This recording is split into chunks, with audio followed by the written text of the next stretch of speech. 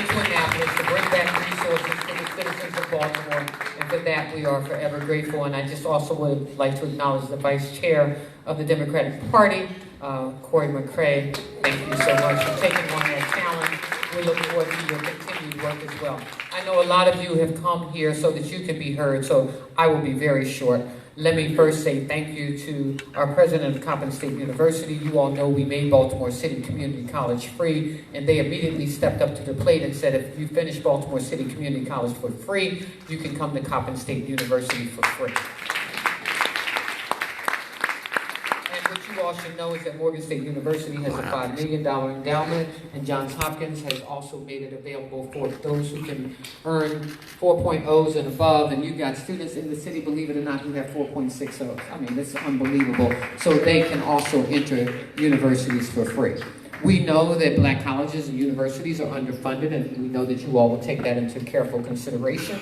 We also know that our education system, and you all will be looking at Kerwin, and so we know that you will take that in consideration, especially for Baltimore City, to look at the formula. We know that you all will focus on that. We also know that crime is a major problem in our city, and so one of the things that has not been completely analyzed is the number of police officers that we don't have in our police department.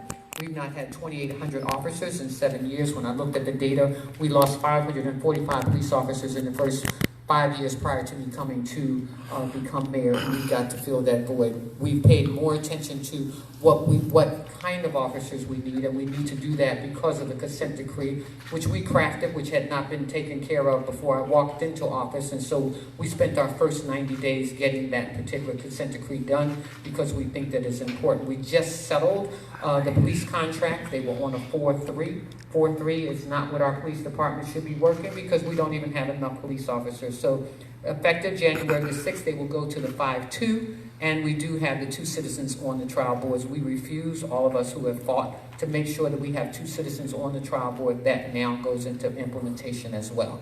We know that we also need to civilianize the police department. You all will see that in the upcoming budget, that we've taken out about 100 positions to civilianize in the police department, as well as making sure that we have training and dollars. As many of you may or may not know, in 1997, they started putting computers in police cars in Anne Arundel, Baltimore County, Prince George's County, Montgomery County, but not in Baltimore City.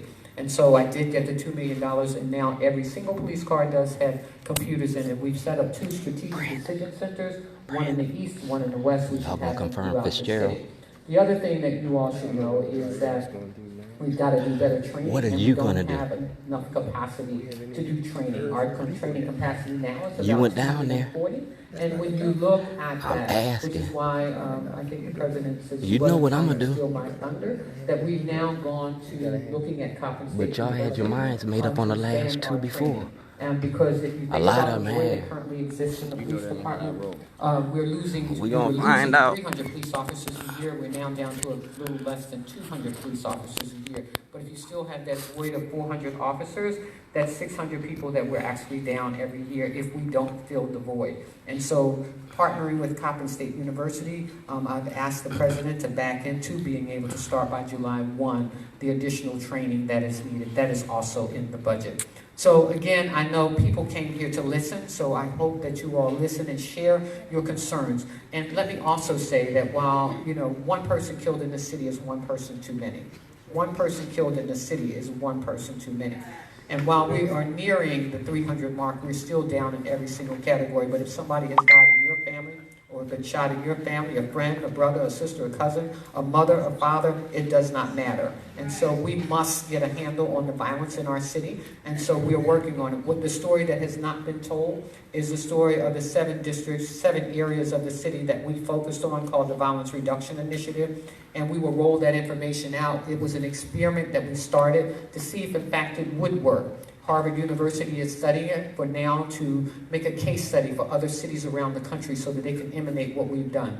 What you will learn is that in those particular 7 areas, the violence is down 27% homicides, 24% non-fatal shootings. The question we should ask ourselves is what are those resources and how do we spread those throughout the city? We will be adding additional dollars for that as well. Again, I think the priority is education, and you all are so really focused on that. Violence reduction, very important. And additional monies, we've got $75 million, you all, to tear down boarded houses in the city and to rebuild neighborhoods and communities. What you should know, thank you. What you should know is that when I walked into City Hall, there was a deal on my desk to sell 4 garages, so that the city could be infused with additional capital. What I did was that, the city of Baltimore could expand its own capital capacity. I was told by finance that we could not. So I brought in some experts to sit down with them. So we expanded our capital capacity by $15 million. I did not sell the garages because in 1972, we sold off BWI Airport. I don't know if you all knew that, but it was Friendship Airport. We sold that airport for $36 million. Can you imagine if we still own the airport? It would be like what Atlanta's airport is to Atlanta. That's what this airport would be. And so we didn't sell the garages. Instead, we leased the garages to the state. We raised $80 million because we capitalized those garages. We floated bonds. We raised $80 million. We paid off all the debt to the garages, and then we put $52 million into a neighborhood investment fund. If you have not driven down Park Heights to see the 600 acres that we're tearing down and to rebuild, we will rebuild Park Heights and we will rebuild neighborhoods and communities that have been underinvested in. This is not about Port Covington. This is about Sandtown, Winchester. This is about East Baltimore. This is about Park Heights. This is about Drew Heights. These are about neighborhoods and communities that have been underinvested in. And that pool has already grown to set over nearly $80 billion because we got another $25 million investment. My goal is to increase that to $200 million a year, $1 billion in the next 5 years so that we can recapture neighborhoods and communities. And what people don't understand is that there are folks in this room, folks throughout our city, who have lived in neighborhoods and communities that waited for this kind of investment. So I'm excited to be able to do that. And again, the core money is really important, so keep it coming. Thank you all. God bless everybody. Thank you. Lester and Councilman Scott. As Lester from the City Council President's Office make his way to the podium, followed by Councilman Scott, I want to take personal privilege to recognize the chair of the Baltimore City Democratic Party, who's recently joined us, Ms. Maya Rocky Moore Cummings. Good morning. Good morning, thank you. I just want to say to the Senate delegation, we appreciate you. We know you guys are getting ready to embark on a marathon. A sprint to the finish for Baltimore City, and so we know that you guys are going to be working hard for us. I want to applaud the mayor. My boss, the president of the city council, couldn't be here today. He would have liked to have been, but had some travel conflicts. So we just want to make sure that the citizens here know the relationship between the city council and the delegation during that 90-day legislative session is very robust.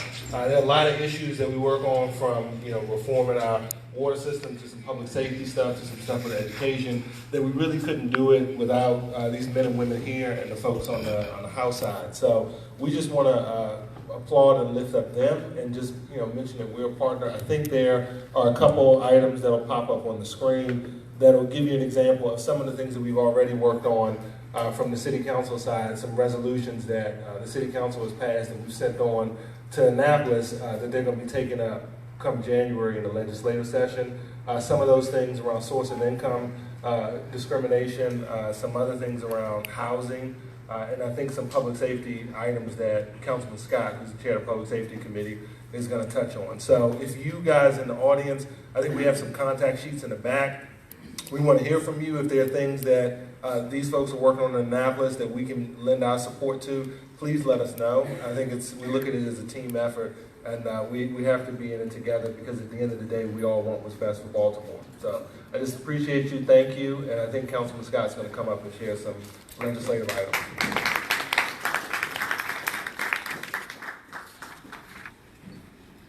Good morning, everyone. Good morning, Madam Mayor. Good morning. Thank you. I'll be very brief. I don't want Senator Hayes to go full-on Apollo on me. Council President asked me to come as the chair of the Public Safety Committee to just talk about the relationship between the delegation and the council and resolutions that we passed.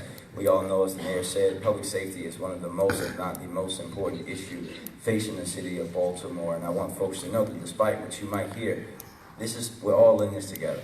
We have to. We know that too many families, too many communities are suffering because of public safety in Baltimore. So you can see the resolutions that are on the screen this year, things that we've talked about before, police redistricting, which is something that That's Senator security. McCray has been leading the charge on for years. If you don't know, the police districts in Baltimore City have not been significantly redrawn since 1959. That was the year that my dad was born in rural North Carolina. So we know that we have, as the mayor said, we have a department that does not have the resources needed for technology, but also they're policing on outdated data.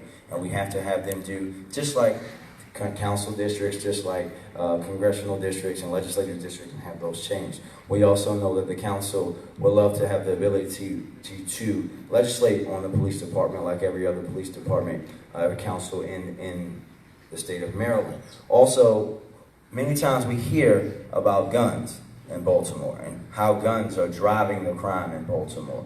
Well, recently we had a hearing, and thank you, Madam Mayor, for sending Mr. Vedder, the former director of the Mayor's Office of Criminal Justice, to that hearing, because what we did is, a few years ago, we partnered and worked together to create a gun crime intelligence center, where now we're tracking every gun and every bullet to every single crime, and also, most importantly, to the origin of where that gun has come from. So we were told that from a period of January 1st of 2017 through the 2nd of July of this year, there were 830 guns recovered on the streets of Baltimore by the